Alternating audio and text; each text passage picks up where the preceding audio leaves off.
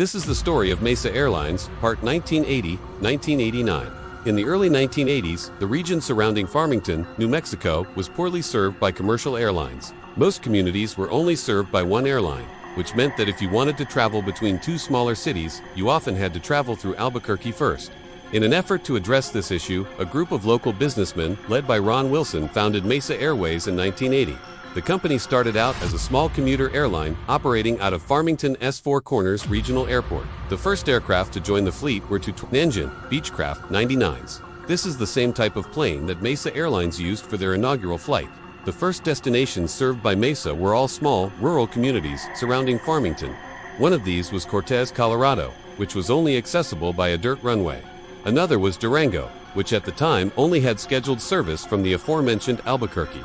But it quickly expanded its route map to include many more small communities in the region.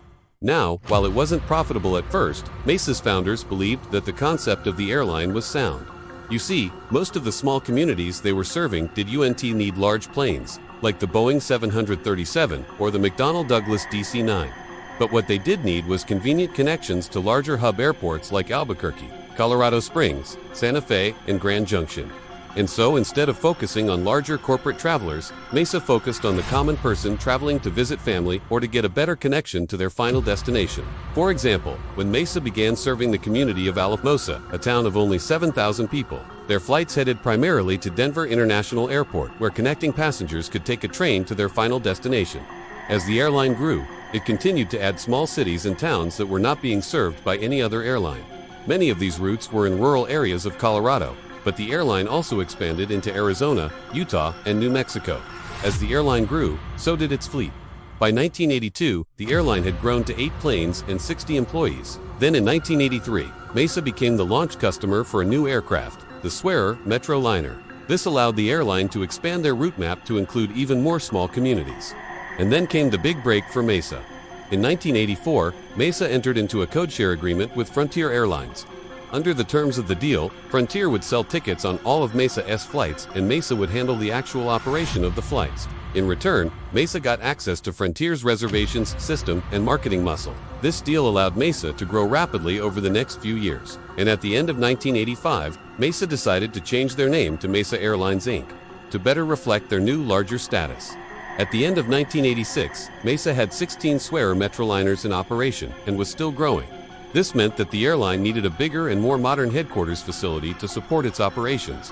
So in October of 1986, Mesa Airlines moved into its brand new headquarters building in West Phoenix. The modern 14,000 square foot building was located on 22 acres of land with room to expand as the company grew.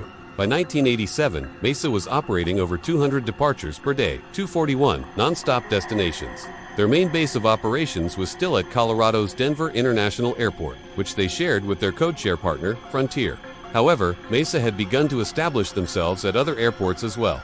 In April of 1987, Mesa began offering flights at the newly renovated Oakland International Airport, where they offered for daily flights to Denver. They hoped that Oakland would be a second hub for them behind Denver. But the rapid growth of Mesa didn't stop there. In July of 1987, Mesa announced that it would begin flying to Las Vegas, becoming the first commuter airline to do so. Mesa actually ended up competing against another startup airline that was also based out of Oakland, Vanguard Arby, who was also expanding to Las Vegas. Mesa's flight to Las Vegas was made possible thanks to the introduction of a new aircraft to the fleet, the British Aerospace 140. This plane was larger than the Metro Liner and was able to carry 78 passengers in a 2-class configuration. It gave Mesa the ability to serve larger communities that were not easily accessible from smaller planes. The following month, in August of 1987, Mesa announced yet another expansion. This time it would begin serving 3 new California cities, Mammoth Lakes, Ontario, and Santa Rosa. At the same time, Mesa announced that it had signed a letter of intent to purchase 6 additional BA-146s, doubling its fleet size. By the end of 1987, Mesa Airlines was no longer a small commuter airline. It had become one of the largest independent regional airlines in the United States. But Mesa was far from done growing. In January of 1988, Mesa announced that it would begin operating flights to Salt Lake City. What made this deal interesting was that Mesa would be providing service to Salt Lake City at a discounted rate. The reason for this was that Mesa was in direct competition with another airline for passengers arriving in Salt Lake City from the south and west. That airline was, of course, the now infamous People Express. People Express was trying to undercut Mesa by offering a lower fare. So in response, Mesa agreed to offer its services to Salt Lake City at a discount.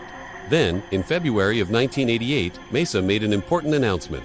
They had entered into a codeshare agreement with none other than United Airlines. Under the terms of the agreement, United would place its code on Mesa Airlines flights between Salt Lake City and 14 other western cities. This deal gave Mesa access to United's fast route network and allowed United to offer more flights to smaller communities. Additionally, Mesa also signed a purchase agreement for 30 new BA-146s from British Aerospace. This order made Mesa the largest customer for the type worldwide at the time. By June of 1988, Mesa Airlines had grown to 30 aircraft and 850 employees. Their rapid expansion had been nothing short of remarkable. But the question still remained: could they continue this pace of growth? In September of 1988, Mesa announced that it would be expanding to Texas. At the time, Mesa was still headquartered in Phoenix, but they chose Dallas as the home base for their new Texas operation. Mesa's first Texas city was Harlingen, which they began serving on November of that year. They quickly followed this up with service to Brownsville and McAllen. In total, Mesa would serve 5 Texas cities in their inaugural year of operation in the state. Then in October of 1988, Mesa added yet another city to their route map: Eureka, California. In October of 1988, Mesa added yet another city to their route map: Eureka, California. The new route would be Eureka to Salt Lake City with one stop in Medford, Oregon. And finally, in December of 1988, Mesa made another big announcement. They would be purchasing 6 Canadair CRJ-200s, becoming the launch customer for the type. These new aircraft would allow Mesa to expand their route map into Canada and would also allow them to serve smaller markets with less demand. As 1988 came to a close, Mesa Airlines was the 6th largest airline in the United States by scheduled departures. This was up from being the 18th largest airline just 3 years prior. And to top it all off, in March of 1989, Mesa Airlines was named the National Air Carrier of the Year by Air Transport Association. This award is given annually to the airline that demonstrates the highest level of safety, reliability, and customer service. By 1989, Mesa Airlines had truly established itself as a major U.S. regional carrier. But what would the future hold for Mesa? Would they be able to maintain their rapid pace of growth? Or would they be slowed down by the economic recession that was beginning to take hold? Tune in next time to find out how Mesa navigated the turbulent 1990s and the challenges that lay ahead. Thank you for watching this episode. If you enjoyed these videos, please hit the like button and subscribe for more. A special thanks to my Patreon supporters whose names you can see on screen right now. If you would like to see your name on the screen and show the world your support for these videos, join my Patreon today. I'll catch you guys next time.